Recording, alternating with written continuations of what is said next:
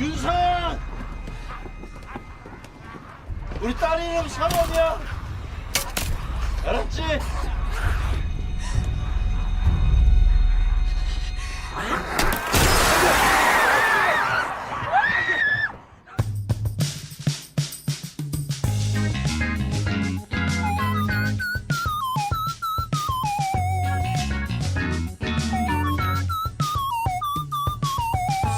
Welcome to the Gallen Brothers podcast, where we talk about movies, pop culture, and other stuff.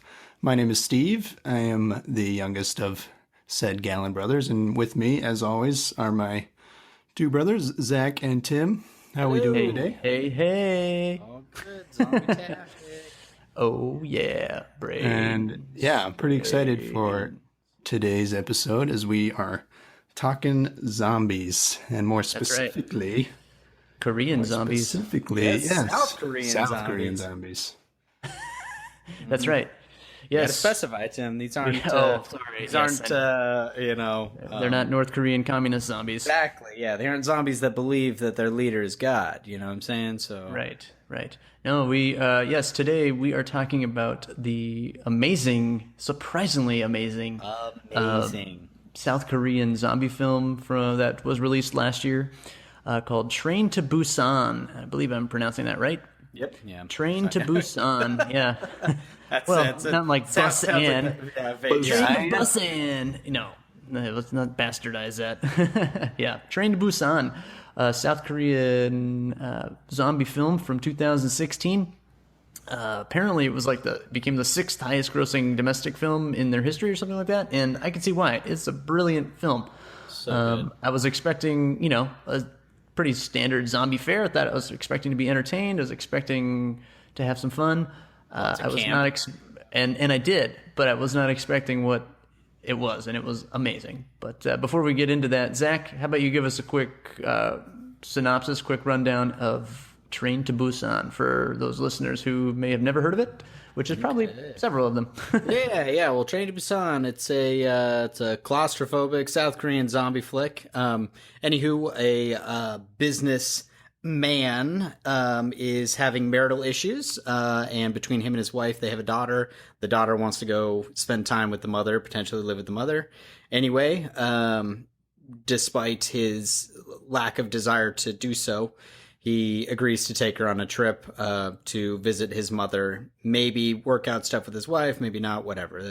That's the moot point, because on the way there, as it is with all zombie movies, some chemical reaction occurs, and the outbreak seems to happen almost simultaneously with their departure towards Busan.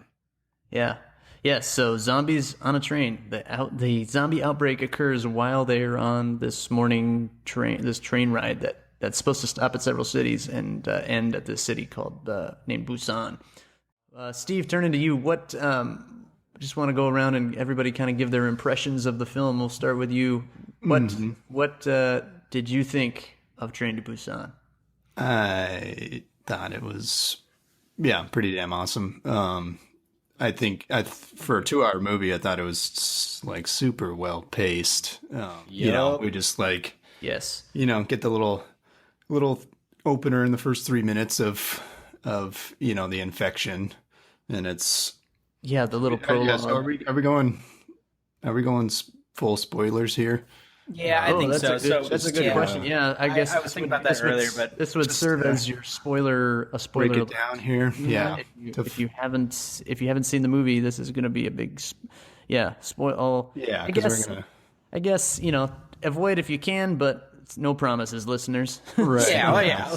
Look, all right. So if you want to continue listening, I think you should continue listening. Go and see the movie. You will not be disappointed. Yeah, and then go come and watch back the movie, and come you back can and listen. And scream at your phone because you completely disagree with what we have to say, or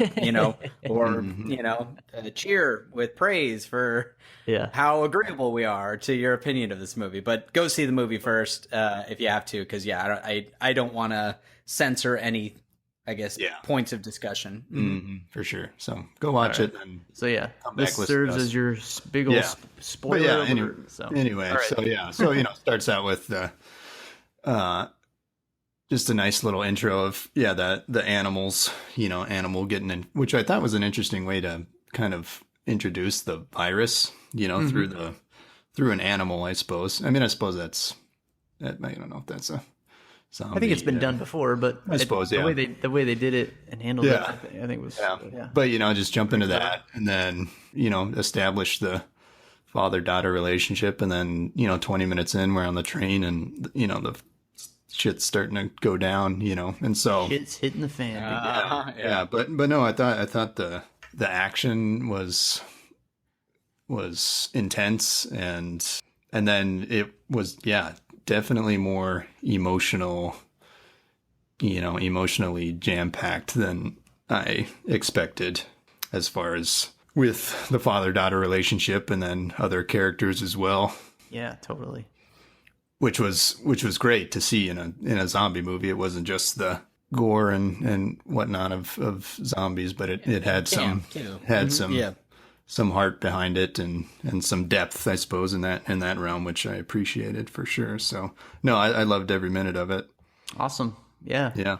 Zach, what about you? So I had been notified of the movie through GQ. GQ had recommended it.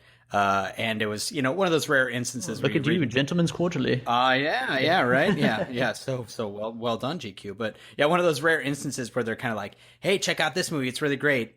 It's on Netflix. And you're like, all right, let's see how relevant this is. Cause I always feel like you get those lists where they're great Halloween movies to watch on Netflix before they're gone. I was like, okay, cool. And it's like 2013. So sure enough, 0 of the 15 options they suggest are still on Netflix. And I'm like, but this was one. I was like, okay. I was like, yeah, I'll watch this. And sidebar, my wife and I had gotten into South Korean soap operas for a little bit. So I had a special place in my heart for kind of South Korean film and television. So I was like, all right. I was like, yeah, I'm definitely going to try this. I love zombies. I like a good new movie. So it was exactly. Yeah. So I was like, let's do it. I'm going to watch it. And yeah, I was blown away by it. I watched it again today. I forgot like you said, Stephen, about the pacing and stuff. I think even more than that, it's like, I think what worked with the pacing was that the script was so well done in that everything was very organic, and surprisingly for 2 hours, they had a lot of stuff that I was like, oh yeah, I forgot about this. Oh my gosh, I completely forgot about it. And it's not even like huge, like kind of make or break moments. It's just kind of the ebbs and flows and just kind of connecting themes here, connecting themes from the first act that replay in the third act, things like that. I was like, oh my gosh, I completely forgot about it. It's a nice reminder. But yeah, no, I love the movie. I think one of the cinematography is amazing. The direction was fantastic. The acting is wonderful. I don't mind reading subtitles, so this movie was not a problem for me in that aspect. Plus, I think what was so impressive about it is, and I think this is what's great, is it's funny. I don't know if you guys experience this with like subtitled films or foreign films, but I feel like there's a certain point where some of the action and stuff, you find yourself knowing what they're saying without reading what they're saying, just because it's like, it just, especially with an action film too, where it's kind of this like run, go, go, go, go, like you knew exactly when that was coming up. You could see it in their face. You can kind of, you just, you very much found yourself involved and engaged in the thing. And I think that also helps with the pace too, is you're like, oh wow, that was 2 hours. Like I spent 2 hours. Yeah. Cause you were gone, you were lost. And that's the whole point of a movie. Right. The whole point of art, And too, if the story's good and you're engaged in it, I mean, it doesn't feel like you're reading anything. Yes, exactly. Right. You're for sure. You're just connected. You're following along. You know what I mean? It's just as seamless as knowing what they're, understanding what they're saying without having to translate it. Yeah. But last just kind of summary. Loved it. Thought it was great. Yeah, dude. Cinematography was fantastic. Direction was fantastic. Acting was fantastic. Loved the script. And also just even like just icing on this delicious zombie cake was the fact that the majority of the sets and the effects were all practical. This was not a stand in front of a green screen and scream at each other while a stick and a tennis ball chases after you. This was makeup. Contortionists, athletic background actors as zombies. Like it was, fantastic stuff. Loved it. Love it. Mm-hmm. Well, there you Timothy. High praise from two of the three Gallen brothers. Oh, I honestly don't know what I could say that you guys haven't already said. I was literally blown away. You know, I have seen several zombie movies in my lifetime. What? I know it's crazy, but I'm sure, but I don't certainly espouse to be some zombie movie expert. But I have to say that this was probably the greatest zombie movie I've ever seen. Probably the greatest of all time, to be honest with you. And I'm sure someone can points to some other one that's like, well, this was someone's gonna mention George A. Romero. You know what I mean? And two and three compliments to that. Like I understand. I got nothing but love for Romero's Night of the Living Dead and all those that followed. But there was just I was not prepared for like I said earlier at the top. I was prepared to have fun. I was prepared for zombies, some ghoulish stuff, but I was not prepared for the emotional gut punches that there were there. And I thought it was Stephen. You mentioned the depth. It's like they had so much depth and emotional resonance from these characters who you only spent 2 hours with, but you were so invested in their train journey that and just what happens to them, and you're just like, oh my god! It was just such a emotional punch every time one of them ate it, literally. Well, and dude, let me tell you, Tim, even the second time around, it was no less frustrating or dissatisfying too. Like even knowing I was like, oh man, because I remember watching the first time too, because it's it's kind of like. In a sense, I didn't know any of these actors. I mean, they're all foreign actors. So like, there's kind of that, if you watch a movie with like Johnny Depp, for instance, you're kind of like, oh, he's going to live to the end. You know what I mean? Like, we kind of, we have this journey or this expectation with these superstars, these A-list talent when we watch them, that when you're watching this, it's completely fresh. So like when someone dies or someone doesn't make it, you're just like, oh man, like, yeah. Shouldn't they have? I guess that was kind of, I'm like, oh, shouldn't that person have made it? Well, I think there's there's an element too of there's a difference between Western cinema, in the, over here in the West in the States and versus what other nations or even just the East. It's a Korean film. I'm not familiar at all with any other South Korean cinema or anything, but after this, I'm like, holy crap, if there are other films are as good as this one, I certainly am a fan because it was just amazing. And just from a story perspective and just as a writer and just from a writing perspective and having done our own screenplays and things, for our projects and stuff, I was just blown away by the detail and the characterization, just the whole character arcs and narrative. Everything was just well written, well paced, well put together, well acted. I mean, just there was not a like frivolous or gratuitous moment or scene. I think everything was served organic. You're right. It was totally organic, and every scene and every purpose, or every scene, every line, whatever, everything just was served a purpose and fit together. Like, it's like putting a puzzle together, and you're like, oh my gosh. And when you get to the end, it's just like, yes, it's a very emotional ride, but man, it was an emotional puzzle. But every piece just fits so perfectly. And I'm just like, man, I want to write something like that. It was just so brilliant. Just elements of like the particularly the two main characters, the father and the daughter, and the seemingly at the beginning, the seemingly throwaway scene where he's watching the recording of her singing, and then how she stops. Oh yeah. And then I was not expecting that to play out in the third act, and yes, it did. And it was like, holy crap, the tears are coming. And it was just so powerful and just out of nowhere and unexpected and brilliant. And this was a freaking zombie. I don't think I've ever I've laughed at zombie movies, and I laughed at some parts in this one. But I was gonna say zombie movies. I don't think I've ever cried during a zombie movie. And yes, this one, oh man, the tears were flowing. I'm like, holy shit! It was an emotional. I wasn't expecting to cry, man. Train to Busan. Yeah. Well, yeah. And then to your point about the differences between Western and Eastern cinema. Yeah, like South Korean men aren't afraid to cry. Like the Oh yeah, that's very interesting. that's what I noticed. The teenager, the teenage couple, Yeah, that's right. That's right. and then even the dad at the end, and they're not afraid to show their emotions, right? And Yeah.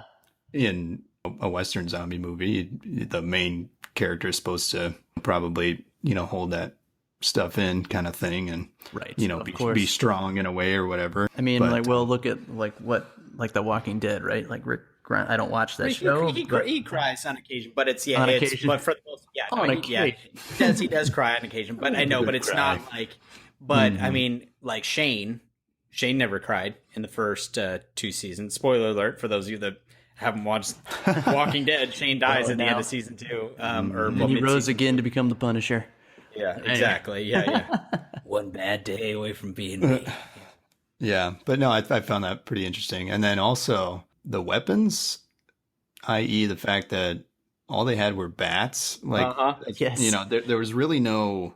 no guns. No guns. There were no knives. There was really no like lopping of heads or shooting them. It was strictly like that's another just kind of bashing them away. And talking about differences between American films and just other parts of the world. I think that's probably it's funny. I didn't even notice that or piece that together until you just mentioned it. I'm like, yeah, you're right. They didn't have weapons, whereas our zombie movies is just like headshot, right? Yeah. Well, because it's you got to think all the zombies in this movie.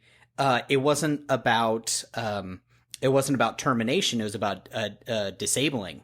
You know what I mean? Right, like they didn't kill. They didn't go through and be like, all right, cool, we got to kill these zombies. No, it was beat the hell out of them or distract them enough so that you can get past, so you can get on. Yeah, because they're on the train and they're trying to get to the other cars or get to safety between. And that's what the other thing I thought was so fascinating is like how it was so clever. I mean, reading the music. God, my brain's kind of weird, but right now, reading the synopsis, thinking, okay, so zombie outbreak on a train. You're like, that sounds kind of gimmicky, but that sounds fun.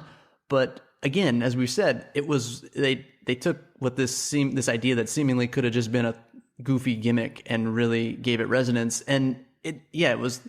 There was some claustrophobic elements to it, and you're like, oh my gosh, but it was also just, you didn't really care that it was happening on the train. You just got connected with these characters too, that you just like, Oh yeah, sorry, I didn't mean claustrophobic in the sense, in the traditional sense. I just meant in the sense that it takes place in tight quarters. Yeah. Sorry, sure. that's what I meant. Oh yeah.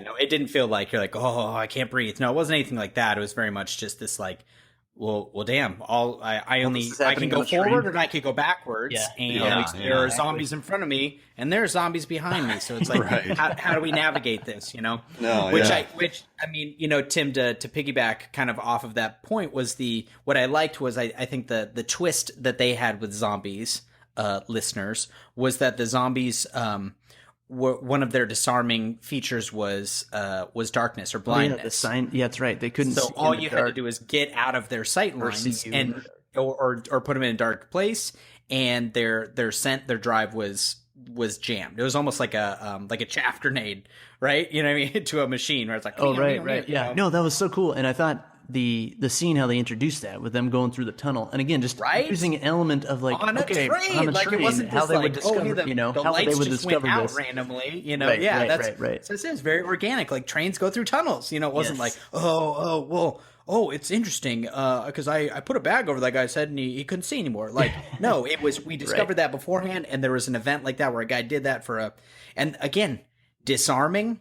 Not eliminating, the person didn't kill this zombie that was attacking our main character. He disarmed the zombie. It was like, hey, when the homeless guy put the bag on the head. Purely about survival, in the film too. Yeah, like just getting back to your friends and everything. Yeah, oh man, I agree with everything. And then one of my favorite scenes was them having to get from car 9 to car 15, 13 or whatever. 13 and then to 15. And they're just like, we're just gonna run through. That's so funny that I thought that was it was a brilliant scene. It was amazing. It was awesome. You're just cheering the whole time. But how the one guy who, he's the dad to be, his wife was pregnant, and he's like how he kind of just takes control. I'm like, okay, what's this guy do? He's taping up his wrists and his fists, and he's just gonna. I was like, he's like a not Right, like well, a kung this fu is- master, but like he's just like knocking the shit out of these zombies, knocking them out of the way. He Plowing doesn't through use any them, I know. weapons. Or whatever. Yeah. Yeah, like amazing. Like, dude, Through 'em. don't mess with this dad here. And I feel like This guy. that. I feel like that actor is probably like an act because I looked at. He's in a bunch of other stuff. like He- in a he's bunch of like also- action stuff, but Yeah, I then think he's got I a few saw- like comedy things. Oh, sprinkled in, probably. He you was- know? you know, those just types too- of- Yeah, because some great even beats so, in there, I was laughing at again. You know, it's so one of the issues with foreign films, subtitle films, sometimes is more the English translation. The If they're really, translation, yes. if it's hokey or just kind of poor English, or that it's just bad, But this one, I felt it was translated well. I mean, obviously, I don't know Korean, so I don't really know for sure. But There were a few that were off. A few things that I like saw. I was like, I don't think you'd end a conversation with like, "How so?" and then hangs up the phone. well, I'm and I like, wait a think minute, that was what? more Like, any that's all any right, little yeah. things like that. Was probably just more of a cultural difference, So it's probably more just a direct translation as opposed to, but just. I mean, going back to the guy who his wife was pregnant, and yeah, he was he's just calling the main character like, "Hey, asshole, like get over here." Oh, dude, he was yeah. Oh, you're a fund manager? That means you're a bloodsucker. It's just really. Well, that's you could tell So funny. when you ask what he did, Tim. I was like, definitely with all the kind of moments, the One micro manager. moments he had, he was definitely like that guy was very much a probably not a school dude, but more of a blue collar type of guy. He just had that energy about him. And then I just love that scene though when it's him and the other younger baseball player too, where he's just kind of where he sits there. He's like, yeah, dads get the bad rap. You know what I mean? He's like, in the future she'll appreciate you working hard, but and then it's just very it was just really great that again this like father to be this bad father, you know what I mean, and how they kind of relate to one another, and also too just the different, I guess, just different places where it's like you had this man who didn't hesitate to help people. You had this Right. other guy who had these like internal conflict but made the wrong decision a couple times, and then you had the one guy who was the actual like antagonist. Because spoiler alert, a bigger spoiler alert, the antagonist wasn't the zombies. It was an business individual asshole on the train. Okay, dude. in zombie movies, it's always we a human. But Can we talk about that dude? Because like, was a oh my dick. god, he was. Oh, he pissed me off because like, Right? you think he was pretty diabolical too. Oh, he was, and you think he gets what's coming to him when the door opens and they get in the train, but then you that realize was a sweet little twist that he and the other dude. like And then- train so then- not the conductor, the train attendant or whatever, stayed there, and then They when he hide looks in the out. bathroom. They hide in the bathroom. He pushes that mofo out, and then Into the zombie, like as a into the distraction. zombies, yeah. You're like, dude, that is so. I mean, and not to mention too, like, sorry, Stu, I'll let you continue. But not only is it just like diabolical, but it's also like that was very well planned. Like that's kind of I was like, that's Is a the- gambit that he is was the- like is really the coast- confident in doing. Yeah. Is the coast clear? Oh yeah, you go first. Boom! Yeah. Like you saw that Pushes him coming. out. I'm like, damn, what Yeah. a Boom, dick. pushes him out, and then Such a great read by him too on that too, Yeah. because he had that like he's kind of like pensive. And the guy says, "Is it clear?" And he just Yes, you yes. see him like realize at that moment he makes eye contact. The guy's like, and then out of his like, Oh it's man, clear. Yeah. So it takes that guy out, and then ends up running into the teenage lovers. Yes. And totally God, yes. throws the girl towards a zombie, gets her bitten, I and then of course seriously- I think Romeo when that and happened- Juliet there. Romeo gets eaten Yes. by Drinks the my poison, God. and then this a-hole ends up next to the conductor and throws him under the freaking tracks. I thought that one. I was like, you need that guy. He needs to drive the train. But Well, and the conductor's like, dee, just driving the train. Yes, this whole we got to time, talk about the conductor too. None the because wiser. But the conductor was one of he was like my underrated character of the movie, because I'm like the whole movie he's at the front. Just Yeah, driving has the no train. idea what's going And then on. when they make the first stop at that city, and he's like, "What's going on?" and he goes back and sees the zombies in the car. He's Oh, like, in the "Holy window, he's shit!" like, oh yeah. my god. Yeah. yeah.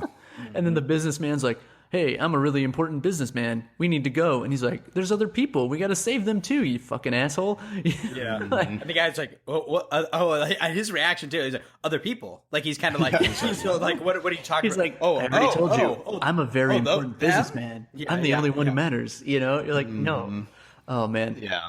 But then to finish my point about that About jerk the of a businessman? businessman, yeah, takes out the conductor, and then he ends up biting the dad at the end too. I know. And That it's was just so. like, I was so God mad about damn. that. I kind of You know, felt it and was coming, so- but I was like, Yeah.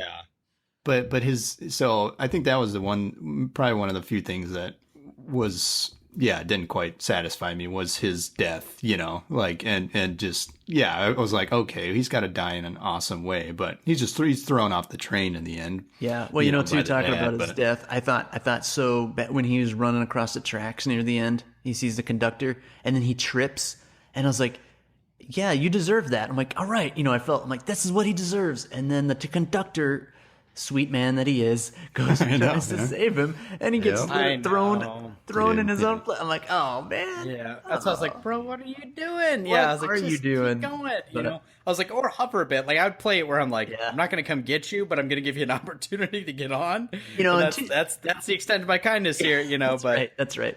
But yeah, You know, and to the businessman, to play devil's advocate a little bit for that guy, like I think the script talked to or had that conversation at the end when he's turning on the train and the dad's talking to him and he's like, Mister, you know, I'm just trying to get home to my mom. So I mean, it's the sympathetic antagonist kind of thing, and I think it worked. I mean, obviously every film Well, needs. I think he. But I think wanted he to kind of talk about acted that as. a bit, but I think he. I mean, he. it was I almost think like his he knew whole it was near character the was end. to, like, There, yeah, it wasn't kinda show necessarily that. sincere, but Yeah, Oh, and I interesting. mean too. I think his character, the business, you know, the businessman guy was, you know, kind of. sorry, I'm just laughing at like we have the dad and the daughter and the pregnant wife. And these characters have names, but they have Korean names that I'm not But even yeah, about I'll to be honest, pronounce. but we're not going to we're attempt. not going to sabotage it and come across as insensitive here. Okay, yeah. But you know, so I mean, How we show sensitivity, okay? That's right. By That's giving them universal titles that everyone can relate to. You know what a father is like. You know what a businessman, know what a bad father is businessman- like. Yeah, you know what a young Very important businessman. cute daughter who's upset, you know, and depressed by her family. Yeah, and you know what a dickhead businessman is like too. That's yeah, right. We get it. Yes, indeed. But no, that's interesting. You guys say that because I'll be honest with that moment I thought was kind of really fascinating to me just from the standpoint the one where our antagonist comes out after being bit and in the process of changing. Yeah. Because I kept wondering because I'm like, you know what I thought was because early on when the dad calls his mother and she's like, out of breath, a little exhausted, and he realizes that she was bit. Yeah. But because at the end she has that moment where she's like, oh, I just love your daughter so much, Suwon, so much. And then she gets like aggravated and angry, is like, oh, but that bitch, blah blah, and then just goes out. Sorry. Go ahead. So I guess my potential theory or interpretation was that maybe it's kind of that moment before you transition. I mean, I'm guessing it's like any zombie movie where you pretty much you die and then you transition to zombie. It's kind of that like simultaneous flip of the switch. But I was almost wondering if it's maybe like, I guess in a sense your true sense or your current emotions come out, and so the whole thing being that the mom happened to be just I guess upset or just angry about this whole experience with her son and her son's wife and her grandchild, and that's why she got like kind of aggravated at the end and angry. And then later we have this moment with that guy where it turns out that this like tycoon business guy who's so like selfish and narcissistic is actually just a scared child, because then he kind of recalls this like, Mister, I'm just trying to get home to my mom, blah blah, that transition moment. And then the dad, when he's bit, he reflects on all the like the best moment of his life, which was the birth of his daughter, and just kind of that moment, and that's kind of how he was at that time. So that's why I was like, I wonder if that's what it is. It's not this like, it wasn't so much a deceptive thing of him trying to deceive, but that business guy, like, that was his true self kind of coming to fruition, which is the scared, nervous. That's an interesting child. point. I think you're right. That's an excellent point. Whether it was intentional or not, but it's there and can be kind of gleaned from the movie. And another reason why it seems to just be it blows any other zombie movie I've seen away with just the detail Right. and the depth to it, because most other zombie movies, particularly here in the States, they're just kind of like, okay, something happened, some disease or some epidemic, and people they turn to zombies, or the slow lumbering things, and they don't really focus. There's no focus on the actual transition other than, oh my God, you got bit, and maybe there's a little bit of like, the cliched, I can't leave them, or like, that's my friend or my wife or my husband or my child, and you're like, leave them, they're not them anymore, kind of thing. And that's an interesting point, Zach. Yeah, how that on that transition, and you have the three elements in the 3 moments in the movie that you could point to with that, where it's almost like as you're losing your humanity, to this disease or this. Oh yeah, that that's an interesting way of putting it, Tim, that's the last bit that you focus on before it completely takes over and you become the mindless zombie that's just wants to eat. Wants to feed. It's like Eternal Sunshine of the Spotless Mind, where it's kind of like you're following through as everything's being erased from this moment. Yeah, your humanity's being erased, and you cling to one last thing. And what is that last thing? It's being a scared young boy, or it's your daughter, cherished moment, being a father, being a disgruntled mother, who knows, or whatever your greatest fear that you're losing, or whatever, any number of interpretations there. But it's exactly brilliant. Yeah. So, final thoughts. Final thoughts on Train to Busan. Zach, Train to Busan. Start us off. Yeah, no, dude. I just honestly, like, man, it's just such a beautifully shot film. I think I think whether you're a traditionalist with zombies, where you like the kind of slow sauntering, brains, undead brains chasing thing, or not, I think you'll appreciate what they did here, because it was just, it's kind of that sense of, if you commit to a choice, the choice is never wrong type of thing. And I feel like they committed to this world and this zombie that they created, which was like a contortioned, sight-driven, fast-moving monster. And it was just, I'm like, you know what? I was like, you can say that you're not a fan of running zombies. I was like, but I don't think you can debate that what they did here, they did to the best of their abilities and really made it a work and, like a successful thing. Cause it just, and they just really embraced all the aspects. Cause I mean, like the blindness thing. Yeah. The tunnel, like when the tunnels went dark and they went blind. Also, I loved the reveal when they got to the one mid city, and they're going down the escalator and the zombies are just at a sight line. Yes. And then right when their faces were visible, they became visible, and vice versa. I was like, it's just such a smart way of shooting this thing, and really, again, just embracing the world that you're in. You know what I mean? It wasn't, I didn't feel at any moment that there was anything that was unrealistic, given the constraints that they had developed and showcased for you from the first second in this film to the last second, Yeah, but I know, watching it again today, I was just like, man, I knew I loved this movie when I watched it the first time, and then just tried to get you guys to watch it. I'm glad you guys watched it, and then watching it again, I was like, damn it, this movie was great. I was like, it's so good. Yeah, so good. So, all right, go watch it, people. Watch it. Steve, it's on Netflix. Steve, your final thoughts? My final thought is, a we really, dude? Two of them. Two of them. Yeah. And it was like, and if this is taking place, present day, like, come on, a we? I just thought that was really funny, but. Well, anyway, I guess it just goes to show how out of sync he is, but his assistant is, because he asked his assistant. Yeah, right. Yeah, that's funny. Anyway, what are the kids into these days? Yes. Mm-hmm. My final thought: the girl who plays Suwon, a brilliant child actor, and it'd be amazing to see her in other things. She was just fantastic the whole way through, and her emotion and everything. I mean, a lot of time child actors you can just tell they're not very good. But she just carried herself really well and was just awesome. Great performance. Great film.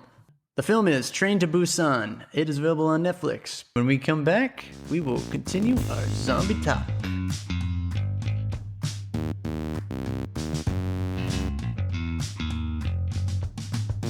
we're back. Brains.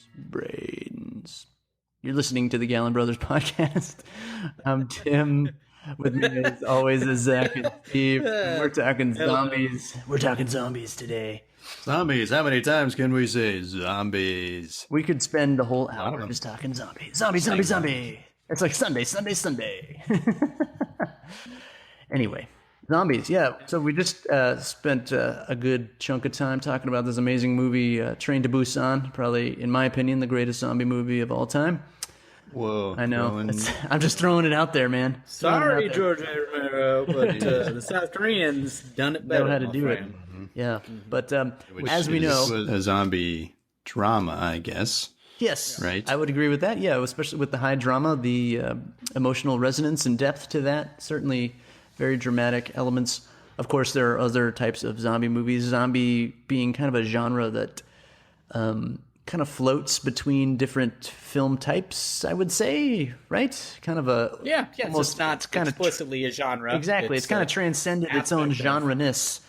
It certainly has tropes that you maybe see in different zombie movies, but as we were just saying, you could have a drama that's also a zombie movie. You can have a comedy like Shaun of the Dead or Zombieland. Zom-com. A zom-com. I like it.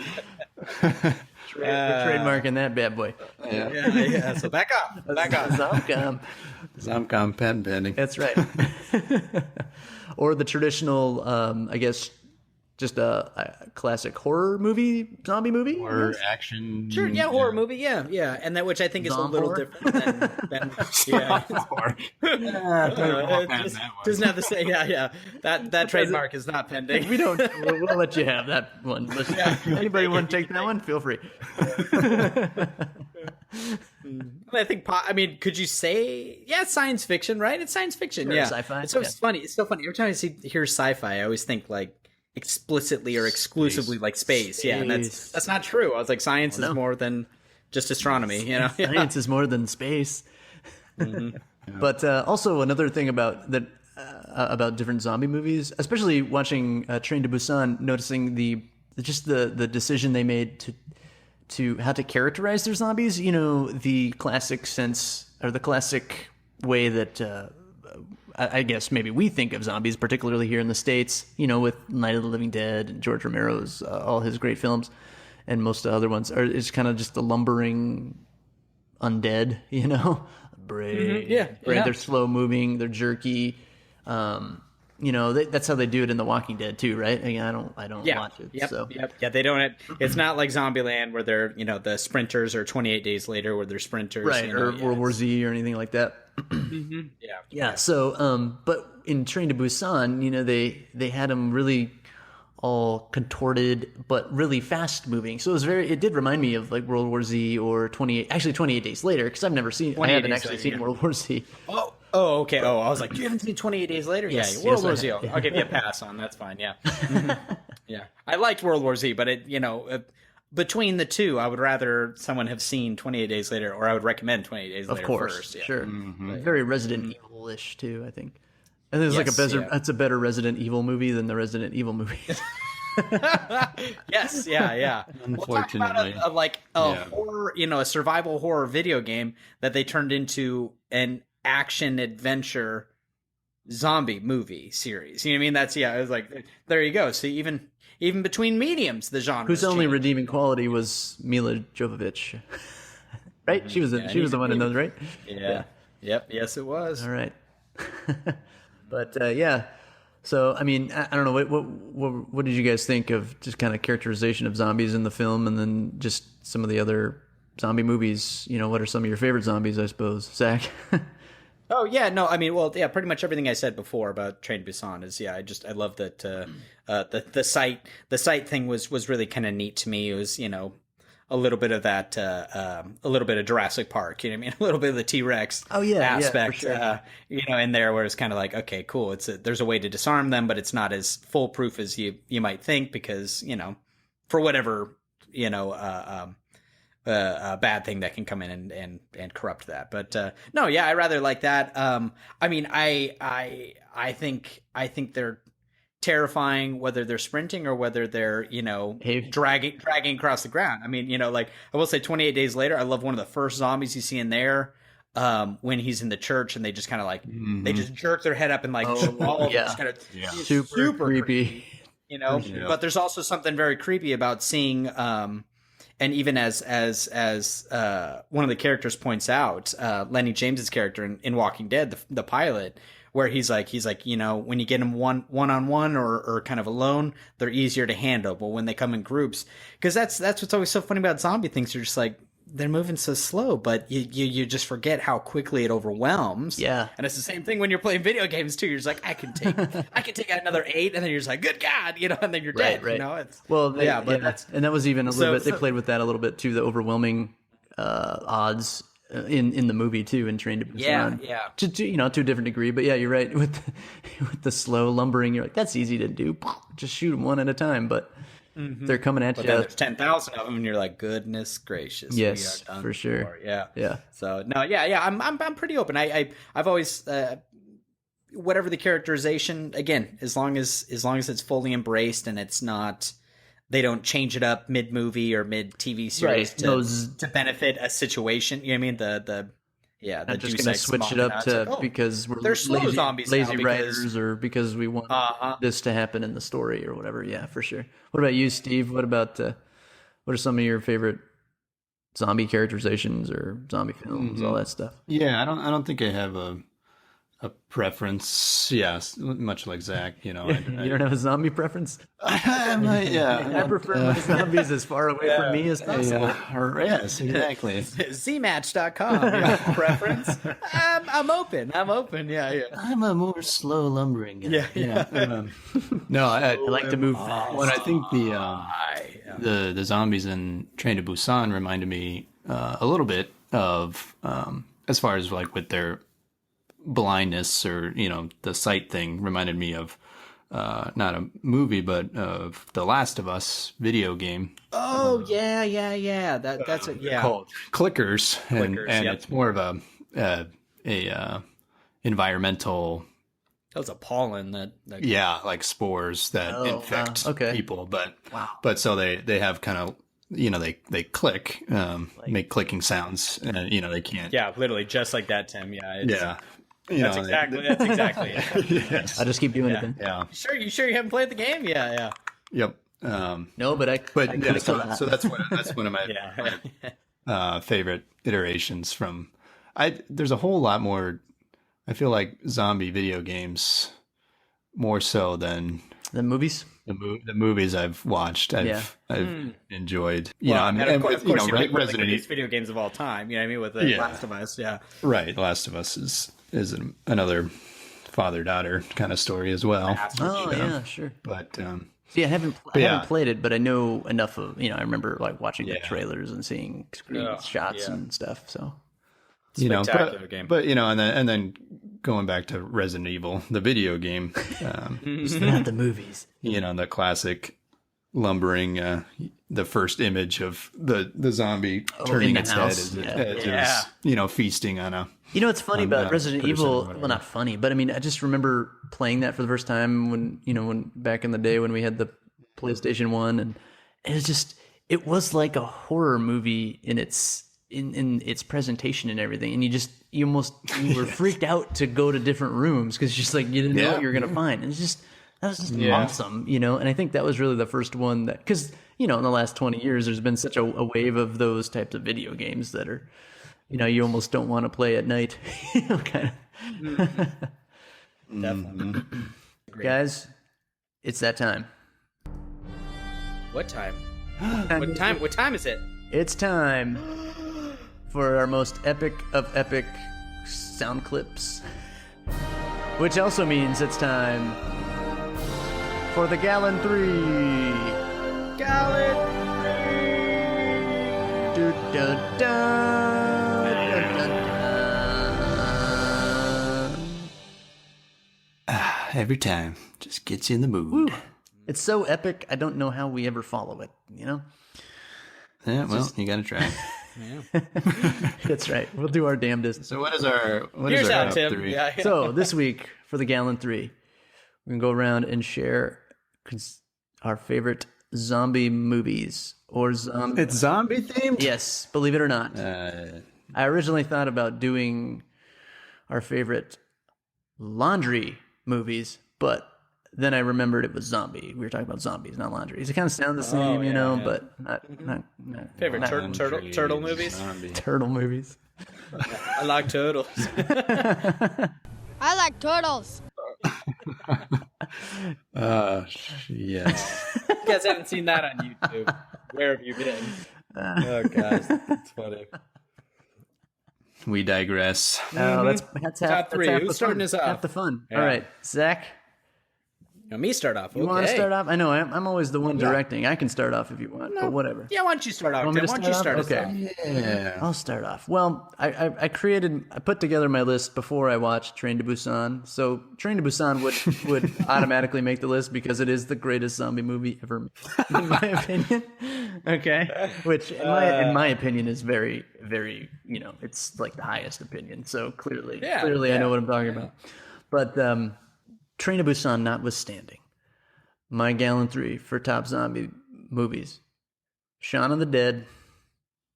In no particular These are in no order? particular order, yeah. And then, Shaun of the Dead, Zombieland, and then Dial Z for Zombie from the Simpsons Treehouse of Horror episode back in the... Oh, shit. I don't remember. I thought I had the season in my head, but maybe season 3 or 4. It was an early one. Yeah. It was an early one. And I know that's obviously, oh my God, that's not a movie. But it's one of my favorite zombie stories of all time. Whoa. Yeah. I know I'm dropping the of all time. I'm dropping the OAT quite a bit here, but I just firmly and strongly believe it. That's how you feel. That's how I feel. Yeah. Dial Z for zombie. If you don't remember, that's the one where you got Homer shooting Flanders. He's like, Dad, Zombie you Ned killed the Flanders. zombie Flanders. He was a zombie. And then See You in Hell, and John Smith. I'm John Smith. John Smith, 1862. My mistake. My mistake. And Homer just giving the beat down on the famous zombies and that somehow are buried in Springfield of all places. Yeah, they're all buried in Sure. Springfield. Zombie Einstein and show's over Shakespeare. Is this the end of zombie Shakespeare? As you can see, this is I told you the it's one of my OAT favorite for the greatest zombie story. zombie stories of all time. All right. All time. Yeah. Oh, all right. That's my Gallen 3 for zombies. Zach, what about you? Cool. Me? Okay. Well, 28 Days Later is on there. Just because I that's one I haven't watched in a while, but I remember just the times that I watched it kind of consecutively. Sticks with you. Yeah. Movie blows you away. Yeah, and it was kind of Cillian Murphy. That was, I think, one of his breakout things, at least to us. So I mean, and I love Cillian Murphy, so it's kind of it's a double win here. I may get some. Well, no, I'll go with this one next. Dead Alive. It was a Peter Jackson zombie movie that he did. I've heard of it. Kind of I haven't seen it. It was one of those zom-coms. It is a zom-com. One of the one of the bloodiest movies in cinema history. Yeah. And dude, it is great. They have It's so good. They've got an Irish Catholic priest in there who's doing like ninja backflips, kicking ass, and literally has a line. I kick ass for the Lord. But yeah, dude, it's a great movie. I think it's was this the international title? Was Brain Dead? Yes. So yeah, I'm familiar with it as Dead Alive, but I think some people might be familiar with the Brain I Dead. just pulled it up on IMDb. It says Brain Dead is the original title. Brain Dead. There you go. Yeah. But dude, great zom-com. We're using it. Yeah, great zom-com, dude. It's so good. And plus, it's Peter Jackson. It's Peter Jackson pre Lord of the Rings. So just you can't help but appreciate it. Awesome. Good. I don't know how I've ever missed kinda, this one. I have to find it now and watch it. Good one. Yeah, check it out. It's a great one, dude. It's really great. And then I was leaning towards Shaun of the Dead, but just to shake things up, I'm gonna go ahead and throw in Dawn of the Dead, the Zack Snyder remake. Yeah, the remake of it. I know. Twisty choice there. Yeah. What a twist. Yeah. I know, which is interesting because there's probably nothing else of Zack Snyder's that I think is worthy of watching. Yeah, Right? It's I'm talking about you, Watchmen.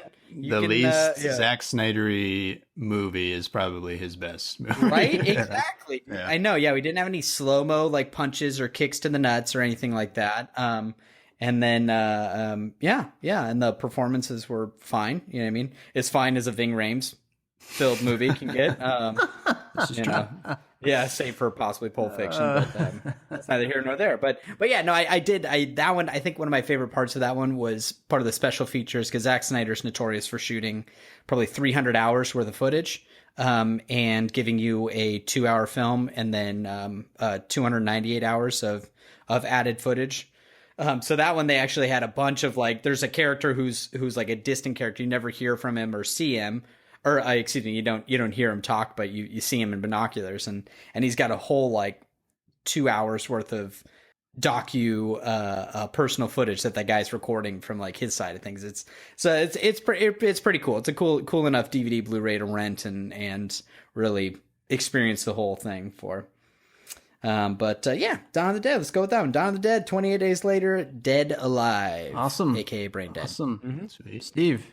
Oh well. So I'm going to mix it up a little bit. Whoa. I'm going to do just a normal zombie movie and then a zom-com. Is that normal one?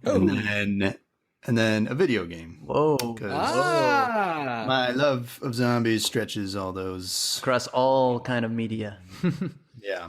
For my just basic awesome zombie movie. Yeah, I got to go 28 Days Later as well. Yeah, man. Yeah. First introduction to Cillian Murphy as well, which is Gotta love those sea green eyes, sea blue eyes. That's right, exactly.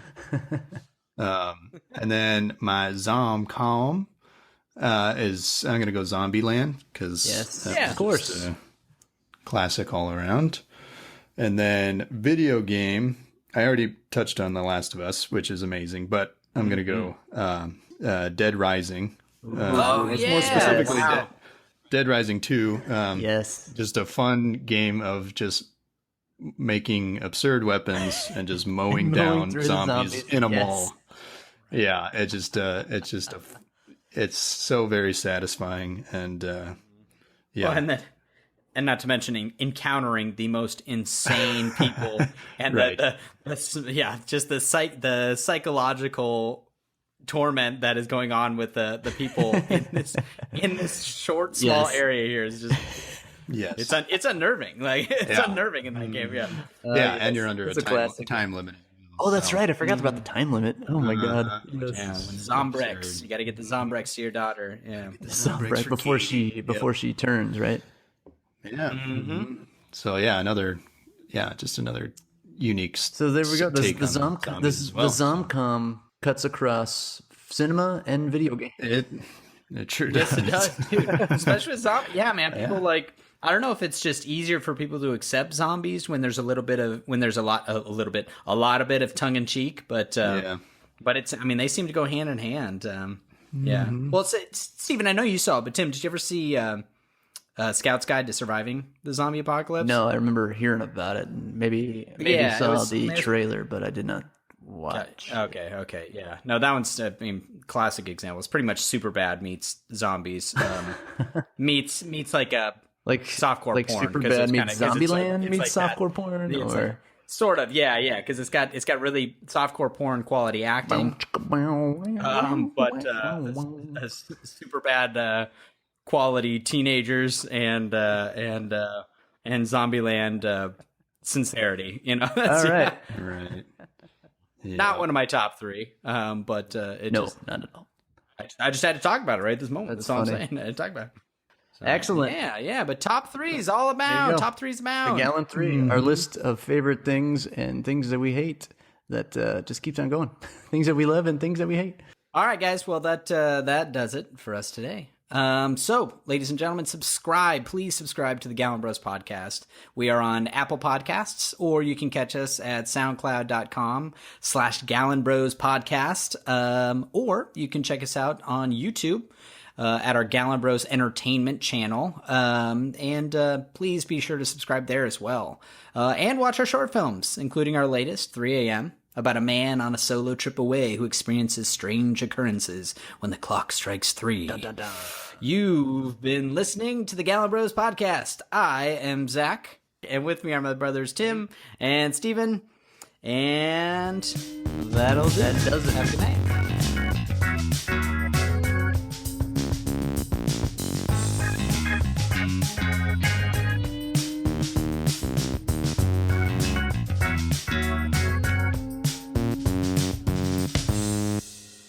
They're coming to get you, Barbara.